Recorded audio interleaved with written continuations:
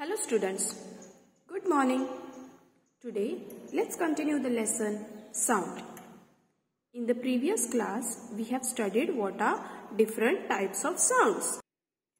Sounds are of different types: loud sound, soft sound, harsh sound, pleasant sound. So there are different types of sounds which we have already studied with the help of some examples too. Also, we have come across how sound is produced.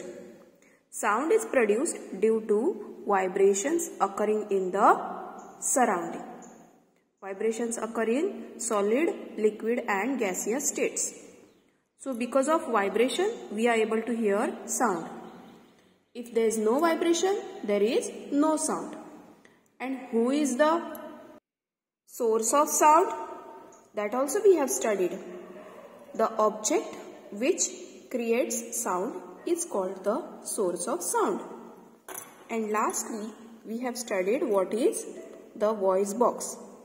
The voice box is present towards our throat, and therefore we are able to speak because of the voice box. Today we will study what is sound, how sound is heard. There is air around a source of sound. So what is source of sound? When any object creates sound, that object is called as a source of sound. If we speak, we are the source of sound. Around us, when we speak, there is air, isn't it? So there is air around a source of sound. As the source of sound begins to vibrate, the layer of air nearest to the source of sound also vibrates. A wave of vibration of that sound spreads in all directions from the source of sound. Such a wave is called sound wave. The sound waves reaches our ears. There is a delicate diaphragm or eardrum in the cavity of our ears. It starts vibrating too. The sensation produced by these vibrations are passed on into our brain through the nerves in the ears, and therefore we are able to hear the sound. So how is sound exactly heard? When somebody speaks or there is some kind of sound, what happens? To the nearest part, to the closest area of that source of sound, there is air present. When sound is produced, the object starts vibrating. When the object starts vibrating, the air present around that object, around that source of sound also starts vibrating. Due to the vibration, the wave is created. That wave is called as the sound wave. Like the wave of the sea travels in forward direction, same way, wave of the sound also travels in all directions. Now, in all directions there are different objects. So, sound reaches in different directions to different objects. We are in one of the direction and we are able to hear the sound. When the sound reaches us, what happens? The sound enters to our ear part. Once it enters into our ears, there is eardrum present inside through our ears. And once it reaches the eardrum, that eardrum is also called as the diaphragm.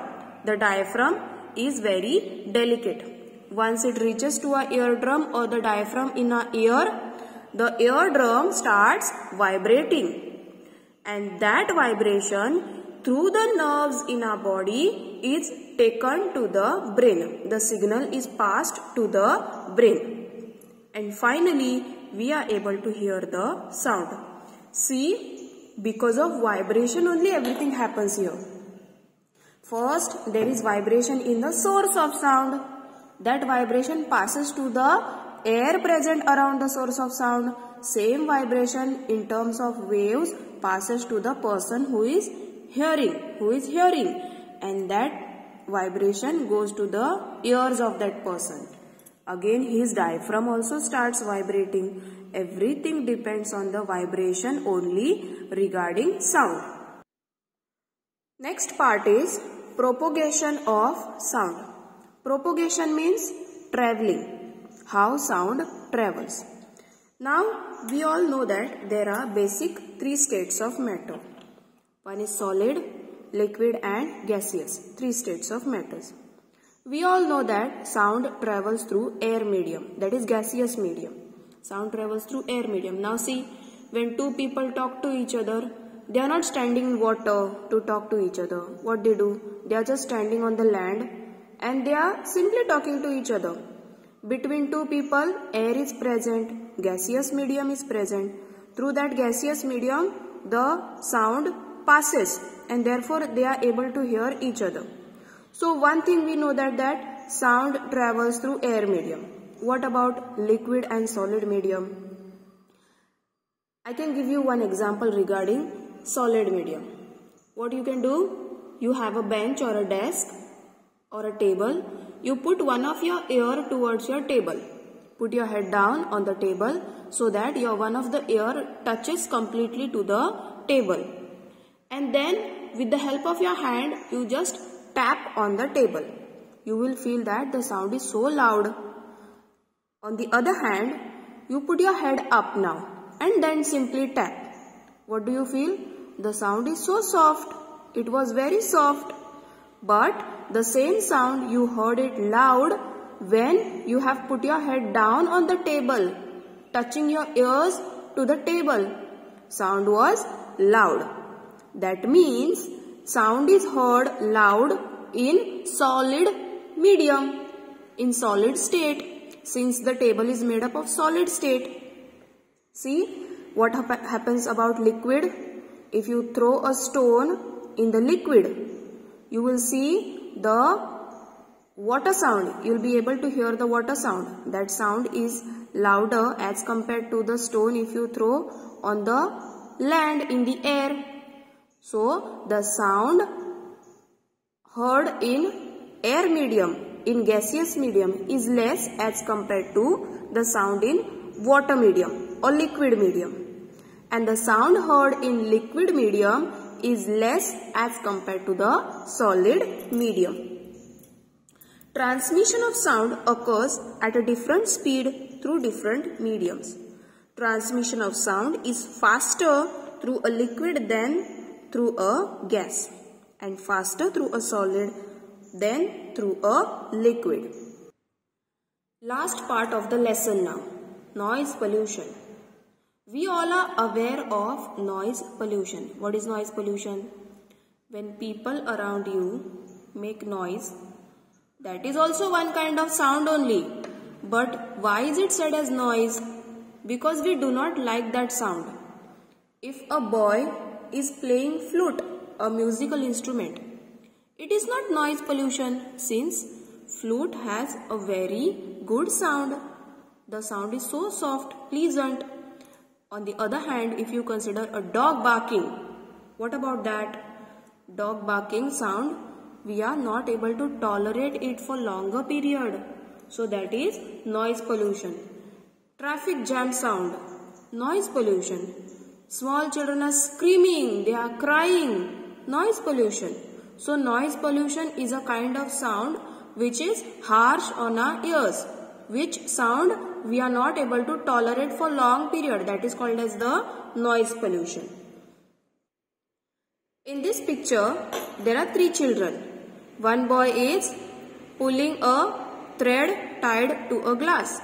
He is creating noise pollution. The glass will create so much of disturbance noise.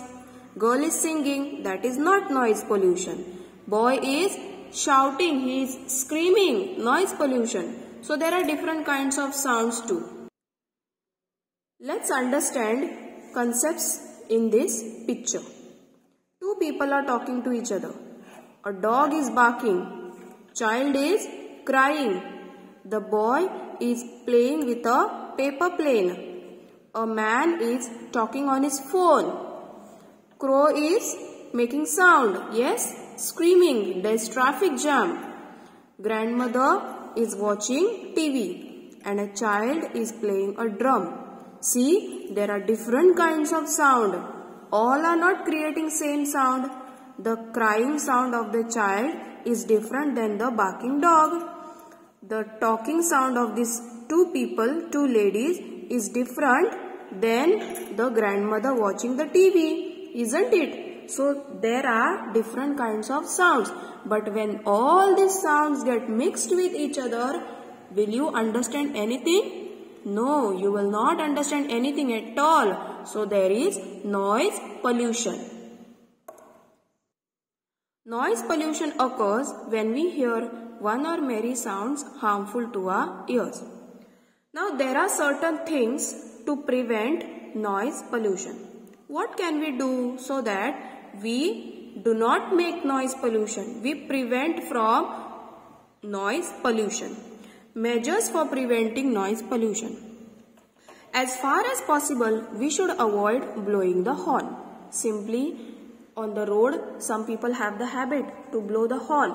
So we should not blow the horn unless and until it is necessary. The volume of the TV or radio in the house should be restricted to those watching the programs. There should be a particular limit of the voice, of the sound level. We should not overtake that sound level. We should not use the sound of our TV or our radio anyhow as we want. We should see the programs in the limited sound only. Vehicles should be maintained properly to reduce the unnecessary sound they produce. Now sometimes what happens, people use their motorbikes, different vehicles, and their silencer creates lot of sound. So we should see that the vehicles are maintained, they are in proper condition so that they do not create unnecessary sound. Factories, airports, railway stations and bus stands should be located at the proper distance away from the residential area. So these all companies, factories, airports, they create lot of sound, isn't it? So these all stations, these all things should be built away from the residential area. So with the help of these all certain preventive measures, we will control the noise pollution. Thank you.